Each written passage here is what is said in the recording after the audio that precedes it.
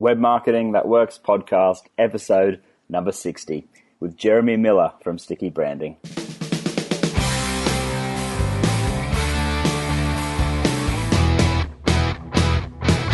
Welcome to the Web Marketing That Works podcast. Come behind the scenes of real-life marketing experiments and listen in as amazing guests confess the truth about what really works. Now, here are your hosts, Adam Franklin and Toby Jenkins. Hi there, I'm Adam Franklin, and you are listening to the Web Marketing That Works podcast. This is the show for people who love marketing on the web, and today's guest is Jeremy Miller from Sticky Branding. Now, before I introduce you to him, let me just tell you that you'll be taken behind the scenes of real-life marketing experiments. We'll look at the good, the bad, and the ugly. We'll confess what's failed and reveal the truth about what really works. Now, this podcast is brought to you by mine and Toby's book called Web Marketing That Works, and specifically the bonus 33 marketing templates that go with it. Now, you can get your hands on those free templates by heading to bluewiremedia.com.au/book.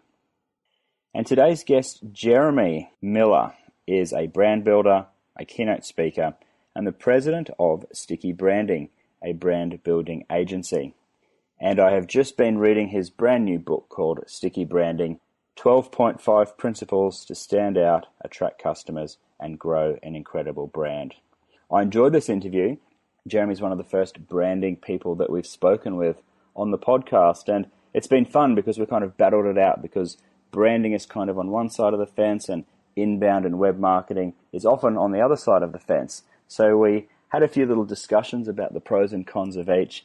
And I think in the end, we decided we were pretty much on the same page, but coming at it from different angles. It was a really fun discussion, and I reckon we get started with the show. On the line with me, I have Jeremy Miller. How are you, Jeremy? I am fabulous. Yourself, Adam? Very well, thanks. Very well. Now, congratulations on the launch of your book, Sticky Branding, 12.5 Principles to Stand Out, Attract Customers, and Grow an Incredible Brand. How's the experience been for you so far? It's been unbelievable. We launched the book on January 10th, and it promptly sold out. It caught everyone by surprise. The publisher and the booksellers were all expecting this to be just another branding book, but the community that surrounds Sticky Branding kicked into overdrive, and I've just been blown away. I'm so excited. That's fantastic. Now, so you're the president of Sticky Branding, a brand building agency, and you're tuning in from Canada, right? I am. I'm in Toronto, Canada. Awesome. Well, thank you for joining us on the call. Now, I guess the first question I've got for you, Jeremy, is branding, or brand is a word that I personally have been quite reluctant to use when I talk about marketing, mainly because there's so many different definitions of it, and I've always been a little bit confused as to what it means to different people. For example, I think it was Seth Godin, he talks about brands being making big promises and keeping them. People like Jeff Bezos from Amazon say a brand is what people say about you when you're not in the room. And Tony Hsieh from Zappos defines a brand, he says your culture is your brand. And I've also heard other people say your brand is what Google or social media says about you. So what is a brand to you? Well, I think all those answers are correct, which is what's interesting about this, that in my perspective, a brand really has two perspectives, and that's what makes the definition complicated. Internally, it's what we talk about as our mission or our vision and what we strive to be. And then externally, it's like Jeff Bezos says, it's what you are perceived as. And when you have a sticky brand, when your brand is in alignment, the internal vision of what you're trying to build and trying to be is the same as what other people see it as. But the challenge is if we talk about small and medium-sized businesses or a high-growth company, oftentimes the external perspective is a lagging indicator. It's what you have been. So it's trying to create that experience. But if you think about it just in very simple terms, it is the macro marketing strategy of what you are trying to create in terms of a customer experience. Okay, so it's what you're striving and aspiring to be in terms of that customer experience. And then ideally for a sticky brand and not a terrible brand, like a sticky brand is actually when the customers and the general public perceive you in that same way and they actually correlate. Yeah. And what makes a brand stick ultimately is that relationship with the customer. So when your customer thinks of you first, they choose you first, they refer you first, they come back again and again. That's the stickiness factor. When people are really liking what you do and appreciate it and will talk about it, that is actually really hard to achieve in this marketplace because there's so many average companies that do an okay or good job. So to really stand out, to create a first choice advantage is really quite special today. And in the book, you speak about the third pillar of the 12.5 principles that people can apply to create a sticky brand.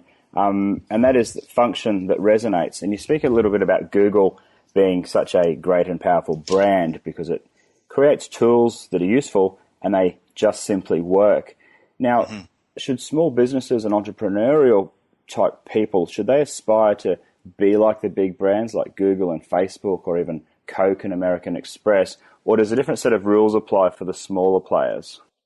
Well, I definitely think a different set of rules apply. And the simple reason is a small and medium-sized business does not have the resources, whether it's a number of people or marketing dollars or technology or whatever it might be, that the big guys have.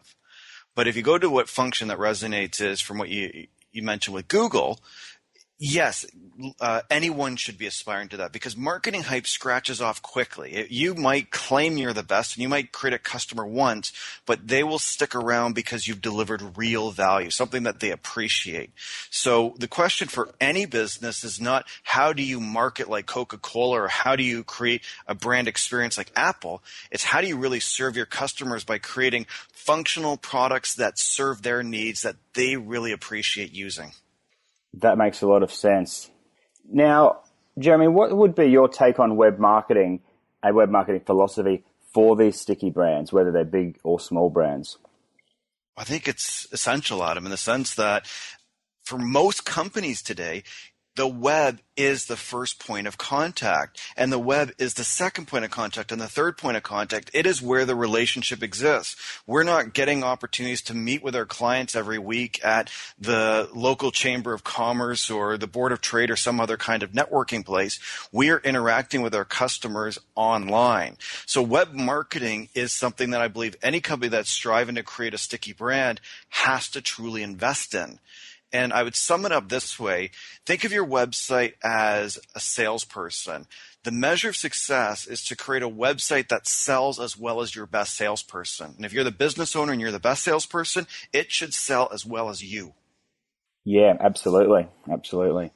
All right. Well, look, the second part of the podcast is where I like to look at marketing experiments, and I like to look at the good, the bad, and the ugly. And I'd actually like to look at this through the lens of a sticky brand. What are some of the things, the marketing activities that really good sticky brands do and that work well for them?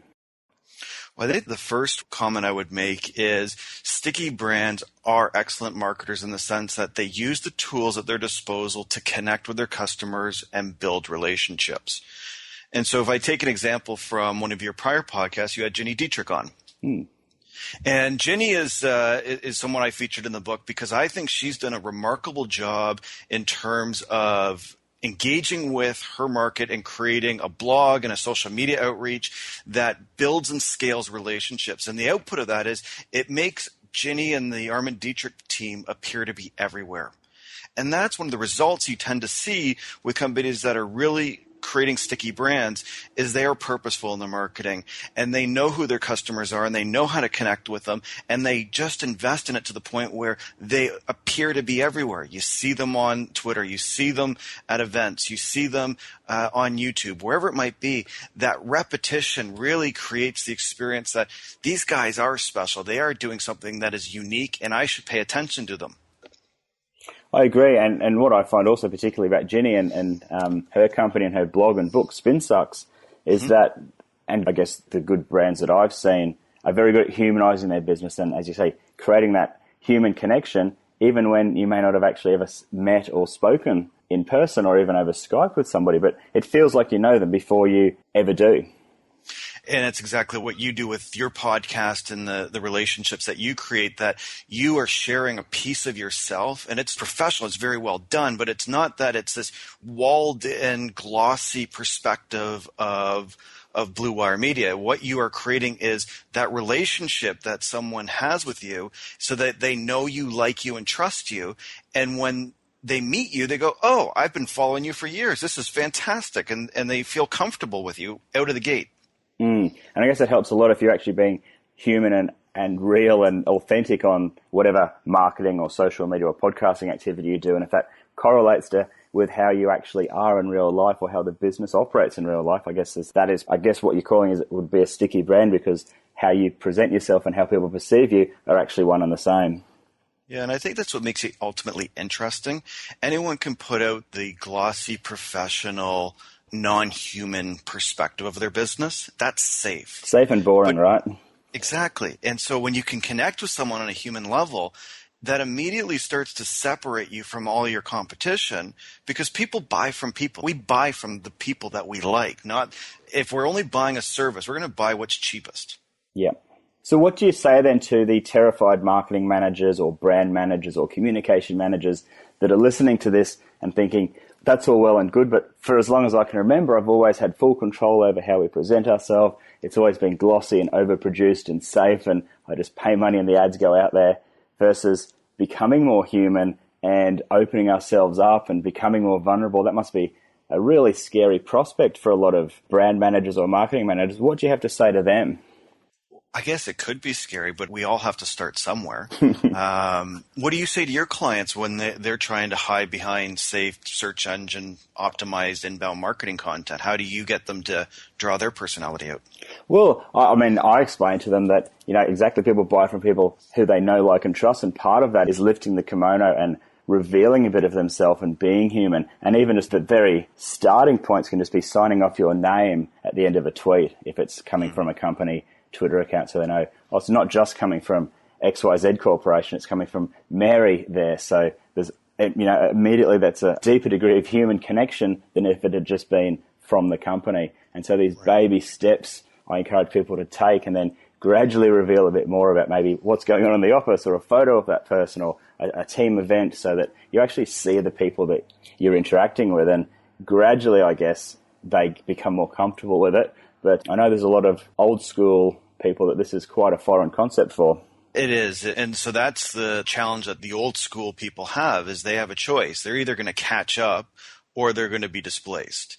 And if I'm a business owner and I have a VP of marketing who is old school, not keeping up, I'd be really thinking about who should I be hiring that can help humanize the business. Now, I also look at this from a personal side of things, in that I know for myself that I have worked hard to continue to reveal my personality and grow my voice as part of my platform and sharing that side of myself online. And I'm very active in the sense of my community and my content and other aspects. But I find it's easy for me to hide behind, say, an academic tome versus revealing my sense of humor and other activities. So it is something that is, as much as it's old school versus new school, it's also personal. You have to be able to feel safe enough to share pieces of yourself. And what I tend to find is the more you do it, the more positive reinforcement you get, and the easier it becomes over time. That's a great point, actually, because I have noticed that too. I've made a conscious effort to try and reveal more of my personality through the blogging and through Instagram and things like that. But I think there's this fear before you get started in there that anything that you do online, blogging, putting photos on Facebook, you're publishing stuff in public, and therefore, because it's public, you open yourself up to the scrutiny and the criticism, and that in itself is where it becomes scary for a lot of people. And I think getting over that initial fear and then realizing actually most people are supportive, most people are nice, and yes, you'll always get a few negative comments here and there, but I do think as you get the hang of it and you get more comfortable with the fact that most people are kind, then it does become a lot easier.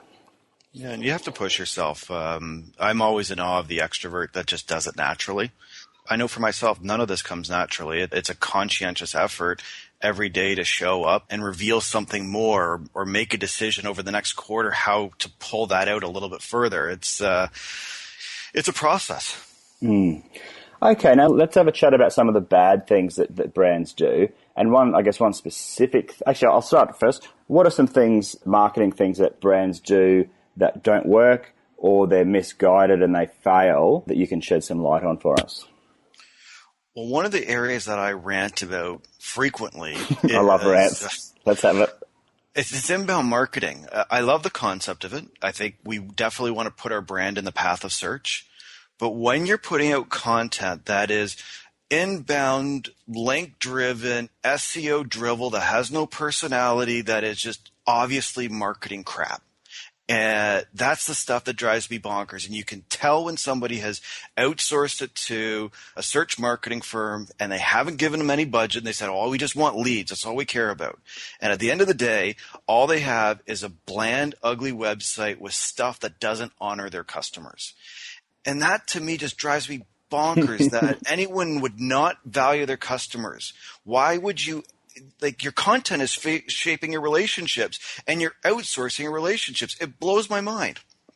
Yeah, that blows my mind too. I think you don't give your telephone to somebody else to send text messages on your behalf. So why are you doing that for your web presence? I guess just speaking on the inbound marketing front, because that's something that I'm really passionate about, and I can understand why that sends you bonkers. But I guess I would argue that that's not doing it right, because there's definitely an art and there's art and science to inbound marketing. And what I particularly love about it is the science of understanding how search engines work, understanding keywords, and there is already a demand for based on the analytics and the keyword research that you might do, but then migrating that across into like that relationship onto social media. So you can go from analytics and graphs and traffic to leads into your email system or into your social media following, but then it becomes a human relationship and it goes from being science and analytical and cold to being warm and caring and heartfelt and genuine. And it's that transition there, I guess, in the example that you just gave me. People aren't doing, they're just doing that analytical cold bit at the start, and it's not actually translating through to that human connection, which I guess is what you're saying is so critical to have a sticky brand. Yeah, the relationship for sure. And I think a lot of companies do a disservice to inbound marketing agencies because they don't give them the budget or the freedom to be creative to draw out that personality. That we need the data, we need the analytics, we need to be very strategic. But we also, when you think about what makes great marketing, it's the creativity to reveal something and deliver value. And so oftentimes, I think this leads into what the big ugly mistake is companies are not investing enough time, dollars, or resources to actually make their brand have an impact online or even in the real world. Sure. Okay, now let me try a counter rant. One of the things that drives me bonkers is when I see companies go through the rebranding process, because it seems to me like a lot of the time they've invested, say, 10 or 15 years into creating a company or a product that people recognize and they know and they have feelings towards, and then all of a sudden some new marketing person might come in or a new marketing agency or branding agency might come in and say, oh, you've got to just refresh your brand because it's tired and you've had it for 15 or 20 years. And then they switch to something and they've got to start from scratch and build that awareness and build those relationships with the new company name. Now, I know sometimes rebrands can be really, really effective, but other times I just scratch my head and say, I wonder why they did that, and I wonder if it had any positive impact. Now, I know you've been through this experience with your business, and you help other people, I guess, probably decide, do you rebrand? Do you continue to build the brand that you've got? What's your take on all of that? I'm on the same page with you. And that is rebranding and repositioning your business is a last resort. It is very expensive. It is very time consuming. And it's almost like hitting the reset button and forgetting everything that made you strong and successful before. So when companies go into that, there could be a very real reason to change the company name or to reposition the company from one industry to another. And that makes a lot of sense. I'll give you an example in a moment. But just to do it because you've got a new VP of marketing and it's an art project for them, I can guarantee if you do that, your sales will plummet for the better part of the year following that. So let me give you a quick example. One of the companies I profiled in the book is called National Logistics Services, or NLS. And they are, in Canada, they are the largest logistics company for fashion and footwear brands. Now, they went through a major rebranding and repositioning going back to 2007. And the reason they did that is up until that point, they had been a generalist. So they've serviced anyone who needed to move goods from point A to point B. Now, what they recognized is in order to create a sustainable competitive advantage and to create high degree of growth, they needed to be specialists. So they repositioned the company from generalists to being focused on fashion and footwear.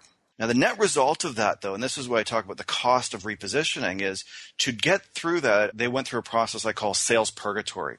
And in their case, they transitioned out all the clients that didn't fit them, that were not in the fashion and footwear industry, so they reduced their revenue.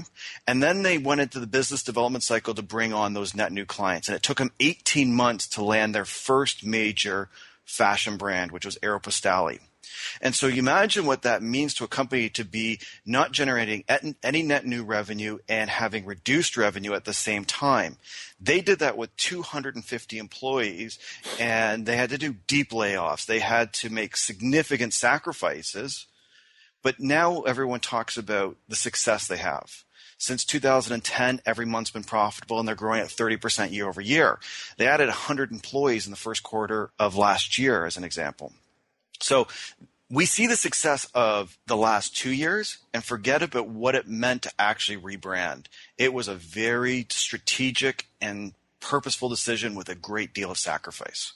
And so it's totally part of an overall business strategic decision, right? It's certainly, so you're saying it shouldn't be just a logo refresh or, that overly zealous marketing manager or new agency coming in to just put their flavor on it. It should be part of an overall business objective. Yes. Your marketing strategy serves the business strategy. So if you're doing a logo refresh, I'm all for that. If you change your identity to keep up with fashion or you update your website every 3 or 4 years. So you're obviously doing identity overhauls, but be doing an identity overhaul because you think it's stale. That's stupid. Okay. Awesome. That was a fascinating little chat there. And Jeremy, how about some dead set shockers? Are there things that you've seen brands do in your career that have just been, put the nail in the coffin for them that, obviously just seem stupid and they've gone down that path or not? I do. I'm trying to think of a specific example to a brand. One of the things I often see when a company puts itself into a crisis is when they go against their core values. And your values are static. They're the morals of your business. And so this comes out in a variety of different situations where a situation happens where you don't honor your customers, and then the net result is to deal with the backlash, you start making compromises. And that really puts a business and a brand into a precarious position. And so when you look at the marketing landscape and you look at companies that were, say, a successful business that suddenly lost its way and then really started falling off, chances are they forgot what their actual values were as a business and as people. And the ramifications of that were they probably lost the business. Sure. And so, Jeremy, if you were starting a brand or a company or a product from scratch, what would you be doing first? In terms of overall business or in terms of web marketing? Oh, in terms of, I guess, building the brand. Okay. I think the first thing that I would be really identifying is well, actually, it's a two-part answer. So the first thing I'd be really identifying is how to position the business to win. So what's the niche market that we want to operate in, and who are the customers and what are their options right now? So if I'm starting out, the first thing I need to know is how am I going to deliver value that they can't get from somewhere else? Because if I'm just another brand or if I'm just another business, then the only thing I can sell on is my personal relationships or price.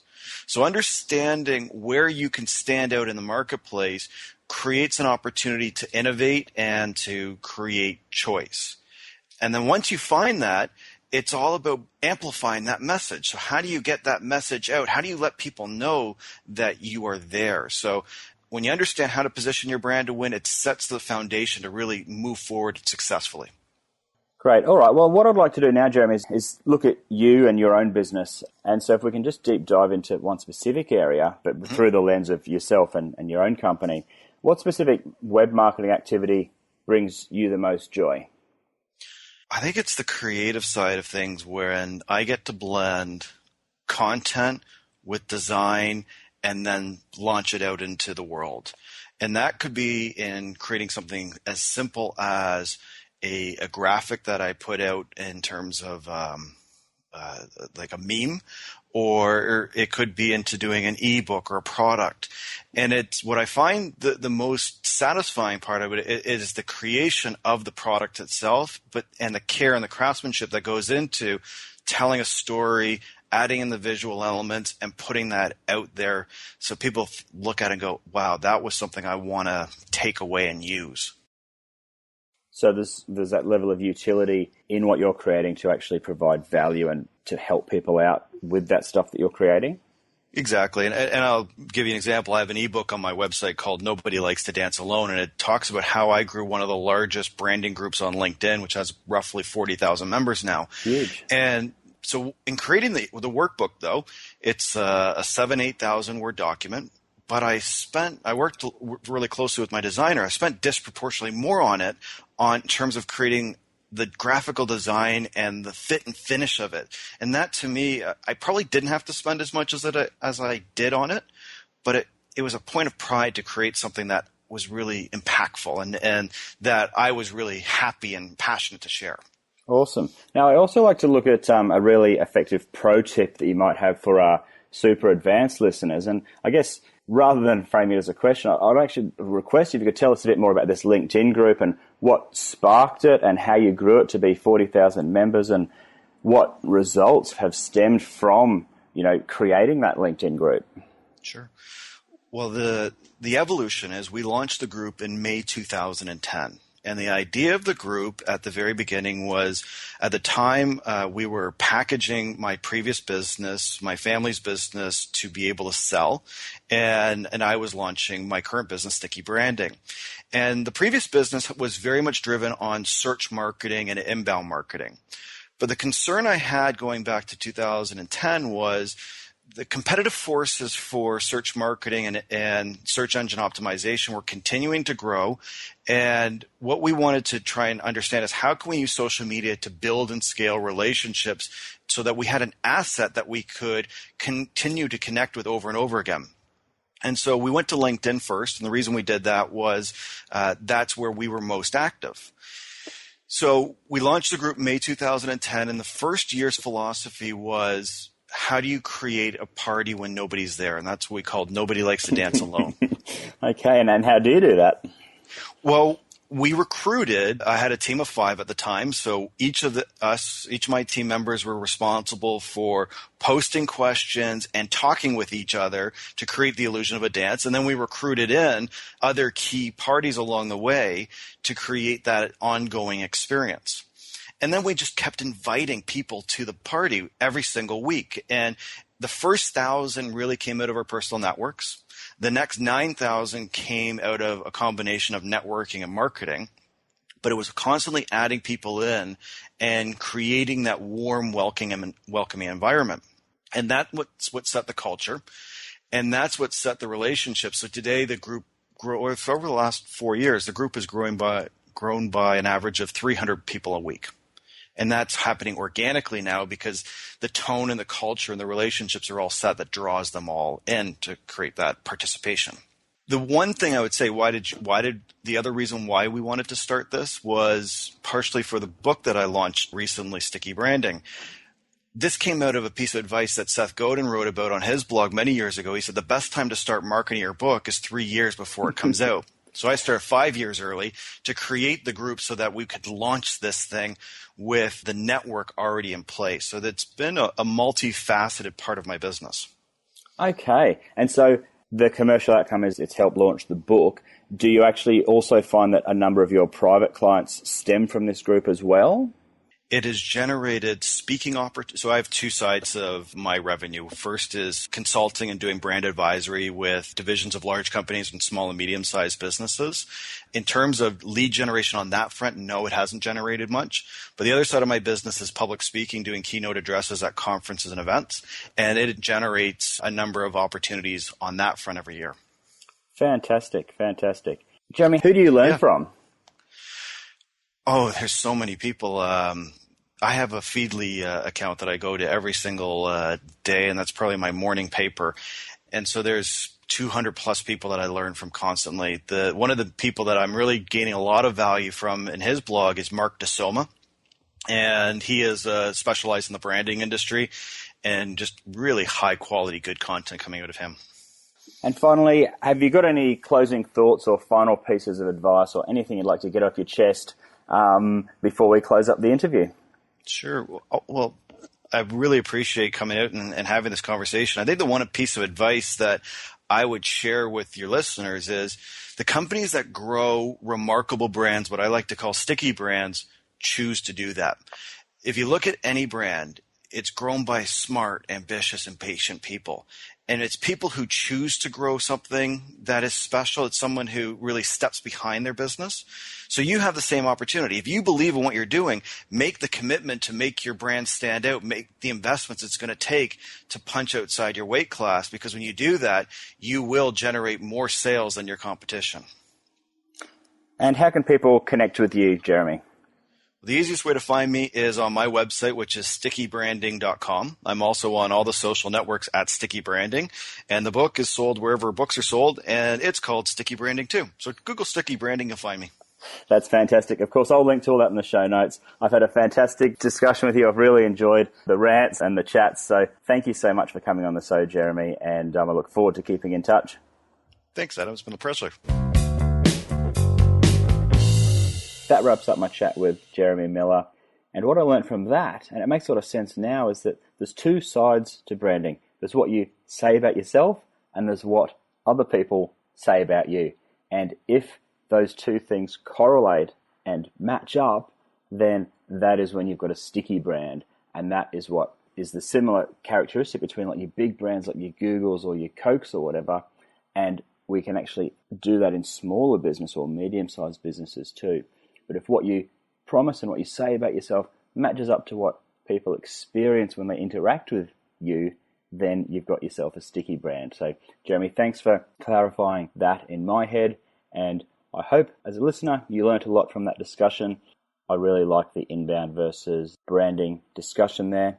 We both have a few rants about each other's practice, but in the end, we're on the same page. It's that human connection. It's the relationships that people have with your company that make or break the success of the business, essentially. So thank you for listening to the end of the show. You can get your hands on the 33 free marketing templates from my book, Web Marketing That Works, over at bluewiremedia.com.au/book. And my intent, and Toby's when he hosts his podcasts, is to deliver actionable advice. So we always welcome your feedback and questions. You can reach me on email at adam.franklin@bluewiremedia.com.au or tweet me at Franklin_Adam. Thank you, and we'll see you next time.